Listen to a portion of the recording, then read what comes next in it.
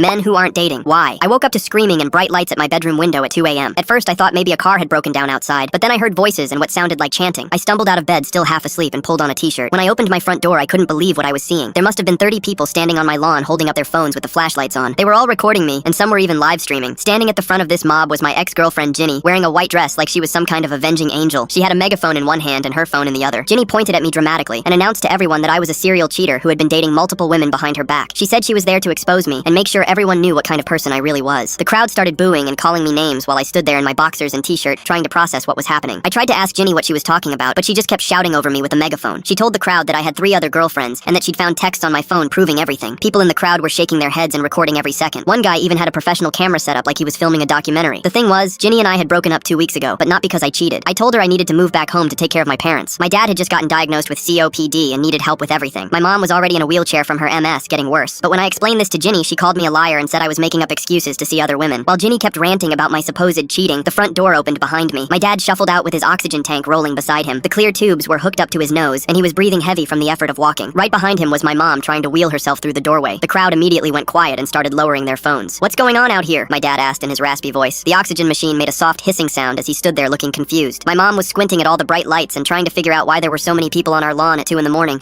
I could see some people in the crowd looking uncomfortable and embarrassed. I told my parents everything was fine and to go back inside. My dad wanted to stay, but I could see he was struggling to breathe. I helped wheel my mom back through the door while my dad followed slowly with his oxygen tank. Once they were safely inside, I turned back to face the crowd. Ginny had gone quiet, but she was still holding the megaphone like a weapon. "You want to know the truth?" I said loud enough for everyone to hear. I told Ginny I needed to move home to take care of my sick parents. She called me insane and accused me of cheating. She's the one who cheated on me 3 times, and I forgave her every single time. The crowd started murmuring and looking at each other uncertainly. I kept going because I was tired of being quiet about it. She told me she accidentally slipped and landed on her coworker's sausage. Then it was her personal trainer. Then it was some guy she bought a pretzel from at Auntie Anne's. 3 times she cheated, and 3 times I took her back because I loved her. But when my parents needed me, she couldn't handle not being the center of attention. Someone in the crowd asked how they even knew about this event. Turns out Ginny had printed hundreds of flyers and posted them all over town advertising a cheater-exposed party at my address. She promised drama and entertainment and told people to bring their cameras. Most of these people didn't even know her. They just showed up because they saw the flyers and wanted to see some drama. People started walking away looking embarrassed about being part of this. The guy with the professional camera packed up his equipment and left without a word. Within 10 minutes, most of the crowd had dispersed, leaving Ginny standing alone on my lawn still clutching her megaphone. That's when I noticed the police car pulling up. 2 officers got out and walked over to Ginny, who immediately started trying to explain her side. But disturbing the peace at 2 a.m. with a mob of people is illegal no matter what your insane reason is. I watched from my doorway as they handcuffed her while she screamed about injustice and her right to expose the truth. The last thing I heard before closing my door was Ginny crying and yelling that this wasn't over, but it was definitely over. I checked on my parents, who were both awake and worried. I made them some tea and explained everything. My mom held my hand and said she was proud of me for standing up for myself. The next morning, I found out Ginny had been charged with disturbing the peace and inciting a mob. She also had to pay fines for littering because of all those flyers. I kept one of the flyers and used it to wipe my